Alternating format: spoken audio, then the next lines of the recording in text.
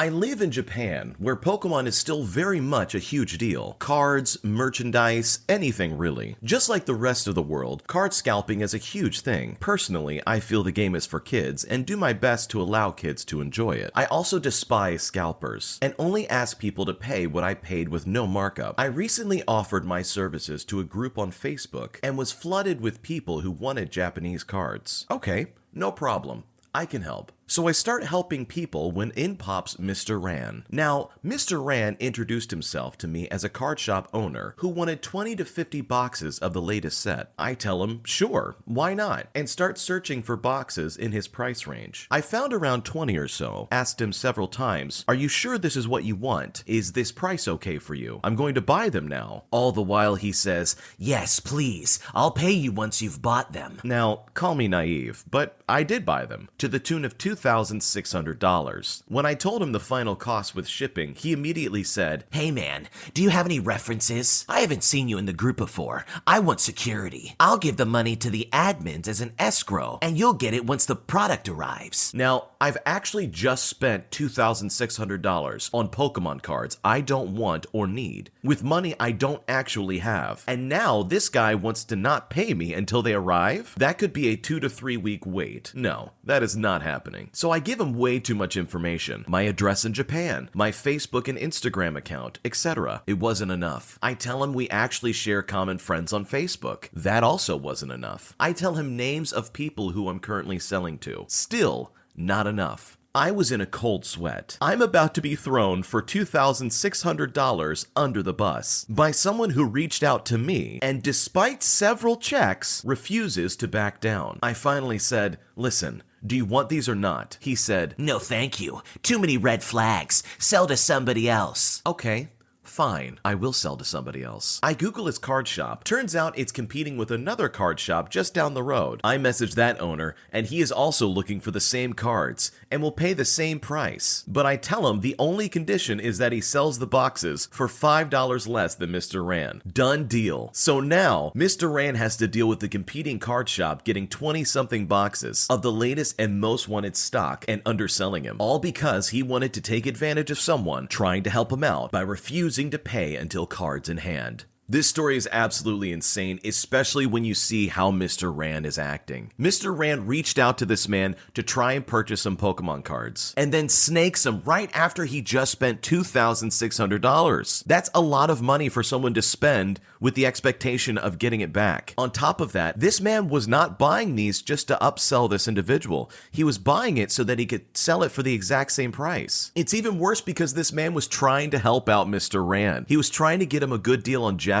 Pokemon cards, and this guy just completely snakes him. Pokemon cards are such a hot commodity that it's crazy how people will act when they don't get exactly what they want, or they try and get some kind of deal that is absolutely shady. The way Mr. Ran acted is just inexcusable. It's not at all okay, and I think it's fantastic that this guy sold to a competing card shop, and not only sold it to that card shop that's in competition with Mr. Ran, but also told him, hey, here are the cards, but you have to undersell them. That is, to me, a brilliant strategy. Sure, it may be a little petty, but at the end of the day, this guy almost cost him $2,600. That is a huge chunk of change that guy would have had to eat if nobody bought these cards. Thankfully, he was able to find a vendor, and it all kind of worked out in the end. But leave a comment down below. Have you ever had a shady situation like this happen before? This one is probably the most unique way I've ever heard of someone getting out of a traffic ticket. It happened this morning. Even though I made a complete and full stop on a four-way stop, I got pulled over by a police vehicle, lights flashing, the works. I turned my dash cam around to face me and whomever goes in front of the driver's side window. I roll it down and ask, what seems to be the problem, officer? Officer looks at me the way one would look at a sticky piece of gum stuck to the bottom of one's shoe. You didn't make a complete stop, he says. I adjust one of my hearing aids, and before I could speak, he firmly orders, sir, take off your earphones when I'm talking to you. I take both hearing aids off and look at him. I can read lips a little, but we're both masked, so I can't understand what he's saying. I communicate in sign language simultaneously while speaking verbally. I say, "I'm deaf, and I didn't understand what you just said. Can you communicate to me in ASL, American Sign Language, please?" He points at my hearing aids that look like Apple AirPods, motioning me to put them on. I respond, "Yes, officer. Without those, I can only communicate in ASL. Please instruct me in ASL, and I will be compliant in every way possible." He looks at the dash cam that's neatly pointed squarely at us and mumbles, "Oh, God." He then motions for me to go, giving me 2 thumbs up. Needless to say, I rolled up the window and drove away as fast and as legally as possible. Couldn't wipe the smile off my face all day. This driver got super lucky. This could have been so much different if that police officer knew ASL and started communicating with him. This would have been a completely different story. At the end of the day, the driver did the right move. When the police officer instructs you to do something, you do it. It's comical that the police officer didn't take just a few more seconds to try and judge what it is that was in this person's ear. Was it really a headphone, or was it a hearing aid? At the end of the day, the driver did the best move possible, and it worked out in his favor. But what would you have done? Leave a comment down below. Let us know. So, I started a new job about 2 years ago, and finally found a job I'm naturally good at, which has been amazing as my performance has been top-notch, no disciplinary actions, and even a few awards. So I started helping out my fellow co-workers when they were struggling, and especially helping out the newbies who just got off training, which is garbage generic training for 3 weeks, which literally has nothing to do with our sectors, and we're literally told to forget everything we learned because it does not apply to us. So naturally, the newbies struggle a lot at the start, and that tanks the performance for the entire team. So I wanted to be a good team player now that I finally felt like I knew what I was doing. Apparently, that was a mistake on my part. After 3 months of helping my team, I was called into a meeting with our coach to discuss my behavior. I was told that I was not allowed to help my coworkers because I am not trained in that field, and only the higher ups are supposed to answer questions and make decisions within our job, which would be fine and understandable if the coach was available for the entire 8-hour shift to answer questions and help people, which they are not. I pointed this out along with some statistics that since I started helping out answering questions, our performance has gone up each month, and it helps the newbies feel welcomed as they have a non-superior they can ask questions to without worry. Another mistake on my part. Our coach got really angry, and I was basically told that this is how it is, and if I'm caught giving unsanctioned help again, I will receive disciplinary action. Okay, fine. Have it your way then, you sad, pathetic excuse of a human. I screenshotted the conversation, dug up performance reports prior to me helping, during me helping, and for the next 3 months without me helping. And wow,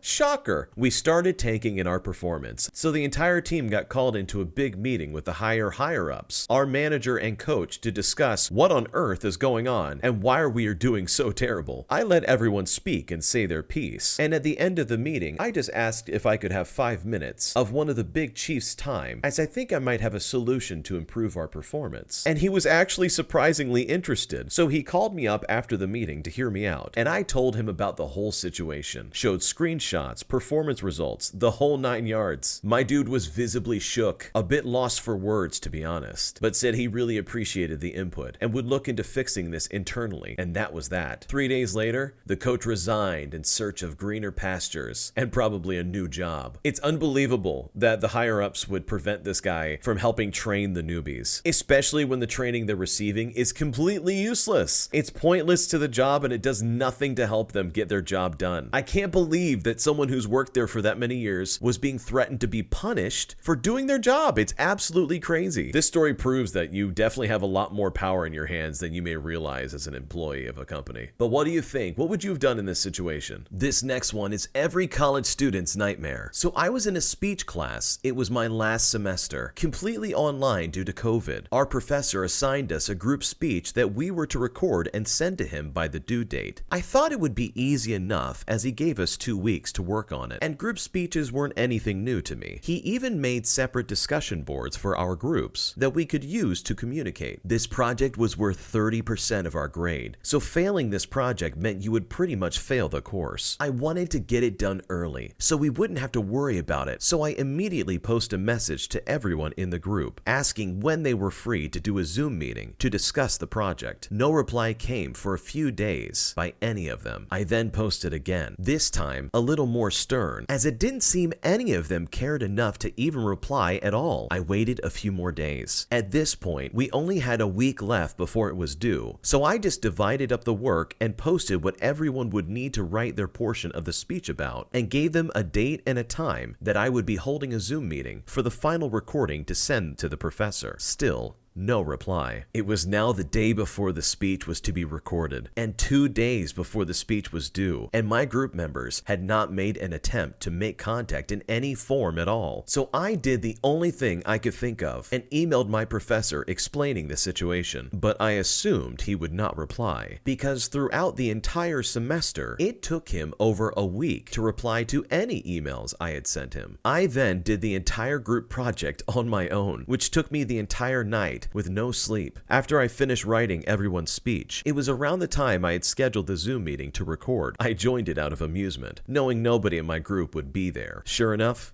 it was empty. So I did the entire speech myself, but the rubric really put emphasis on transitioning to other group members, including saying their name. So, between every section where it would cut to a different member, I would say something like, and now, my name, will explain the importance of blah blah blah. Then mute my screen briefly as if to add a cut, put on a different hat, and continue the speech. I did this for all 6 portions of the speech. I turned in the speech shortly after and filled out the group member roll sheet that was due as well. I just put my name in every box that was supposed to be a different group member. A week passes, and I see he graded the project, still not replying to my previous email about the situation, by the way. And he gave me a 0, stating it was supposed to be a group project, and me doing it solo meant I did not follow instructions. I was actually infuriated by this. I knew that emailing him about the grade was as good as useless, so I went straight above him to the board of the college and explained to them what happened. They apologized and said the situation would be resolved, and within a few hours of me talking to the board, he had replied to my email 3 times, stating that he was sorry for the miscommunication about the project, and that my grade would be corrected. He even scolded me for going above him, saying, "I should have just emailed him again if I couldn't get in contact with my classmates," and putting the blame on me for not trying harder to reach out to them. The next semester, I saw that he was no longer with the school. My guess is that it was a habit of his to not reply to emails, and he got fired for it. Also, his corrected grade was a 70, but I was so mentally exhausted from the situation at this point that I didn't care to fight it anymore. Group projects are the bane of anybody's existence, and this student definitely knows the pain of it. There's nothing more disappointing than trying to rely on other people who are definitely not going to help you. Being in a group project with people who are not cooperating, or in this case, not even there, is like trying to juggle a bunch of plates. Eventually, some are gonna fall and they're gonna crack. The student did the right thing going above the teacher who is clearly not helping him. It's better to try and get some kind of grade for something you worked on, especially when your classmates and your group members didn't help you, than to try and take a 0 from a professor who is too incompetent to even check his email. What would you have done in this situation? Would you have gone to the school board to try and get this grade corrected?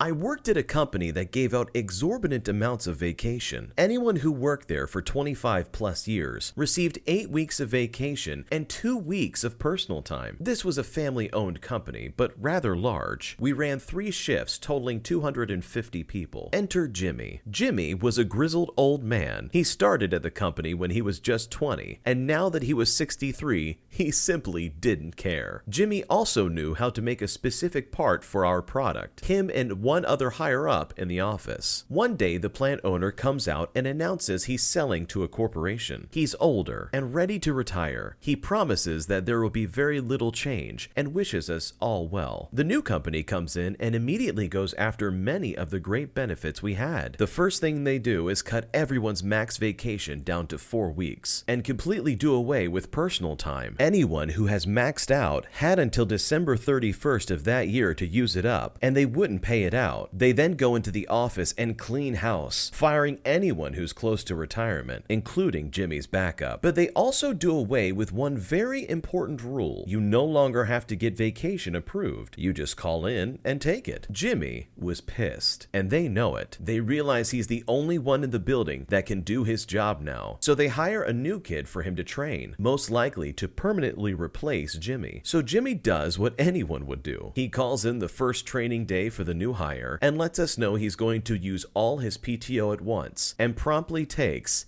10 weeks off. We had a backstock of parts he had made, so it wasn't too unnerving. But for 10 weeks, Jimmy went and applied to other jobs, found one, and started. Fast forward 10 weeks. It's the day Jimmy is supposed to return. He doesn't. For 2 days, they try calling him and even go to his house. He's nowhere to be found. Finally, on the 3rd day, he calls and resigns, and they lose their collective minds. The parts he makes are specialized and patented by the original founder. You can't just hire someone off the street to make them. What eventually happened was they had to contract the original owner to come in and teach some new hires how to make them. And when he found out what all they had done, it pissed him off. The last I heard, he charged them a 7-figure contract to teach them how to produce the parts, and they had to pony up or close down. Moral of the story?